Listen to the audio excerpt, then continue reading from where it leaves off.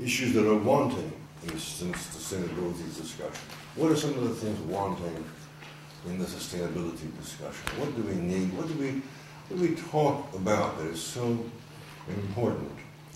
Reverence. Reverence and the consequent care for each other that comes from a keen sense of the sacred. The sacred, if it's unshared in dialogue, leaves us with a bunch of levers, strategies, mechanics, and political maneuvers not fired by the eros of what is beautiful. And for fear of worshiping different gods, we keep our source of reverence to ourselves and inspire nobody.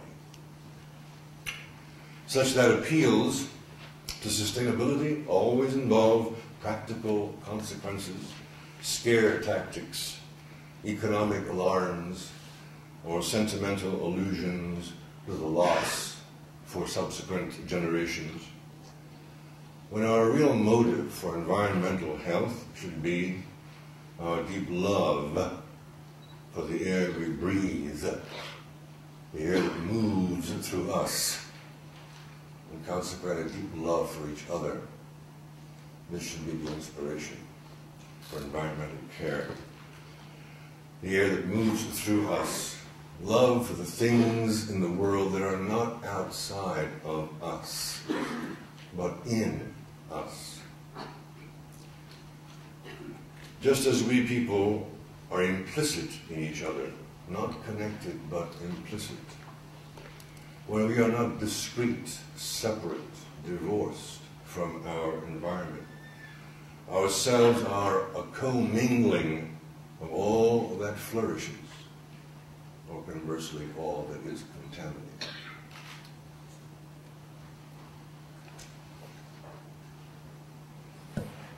We are one with the other, with all that we see and can't see. We are what has been. In our reverencing of the present is all the hope there is for the future. I say this because we tend to treat environment as an object and nature as an external thing. And in fact, we see nature wrongly as that which is pastoral, green, idyllic. We think it is plants and non-human organics that need to be saved. This is why the public is lazy in the preservation of environment, because it sees environment as outside of itself. It doesn't see environment as both social and biological, emotional, as well as walkable, civic, as well as natural. David Suzuki, at a similar conference we were at together, said it very, very nicely. He said, we are one body breathing the same air. We are one body breathing the same air. This struck me as a succinct way of expressing the non-discreteness of self and environment. But more importantly, it pointed to an essential notion about sustainability that no one makes much of, because the environment as sacred is somehow seen in contradistinction to us, and we are always tainted, imperfect, fallen, despoilers of the land, or rapacious retards of an evolution wiser than us. Suzuki was pointing at an essential thing. Until we see each other respectably and with reverence, as one body, as one organism, one holistic entity, not interdependent. I hate that word, interdependent. It's a vast illusion of our times. It is the worship at the altar of autonomy. The word interdependent is lousy. The truth is we are not interdependent with each other. We are dependent on each other.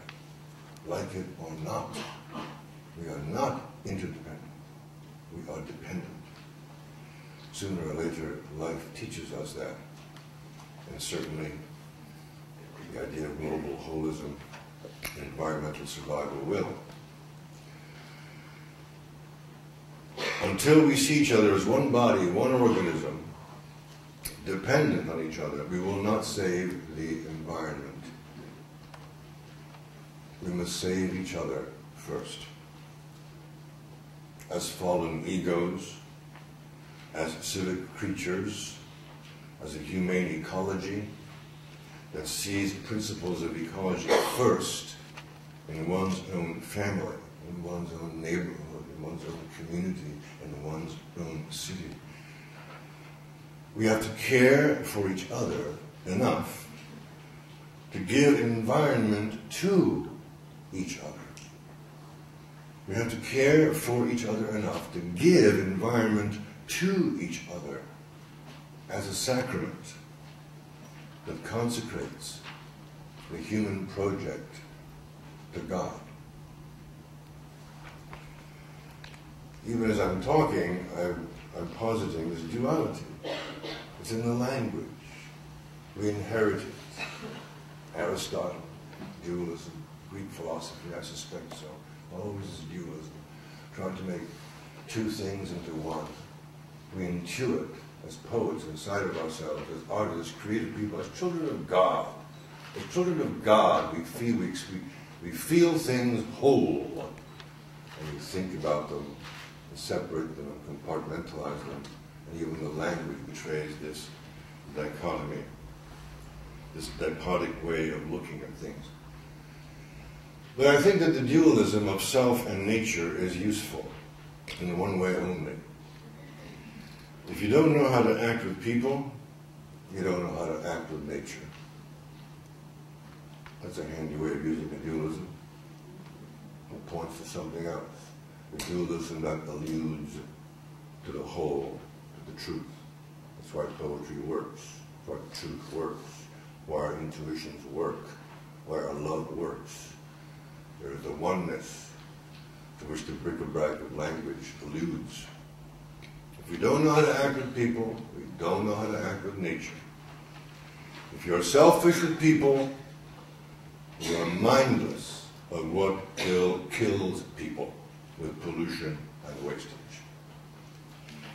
If you are joyless with people, you cannot then exult in the civitas of sentient nature.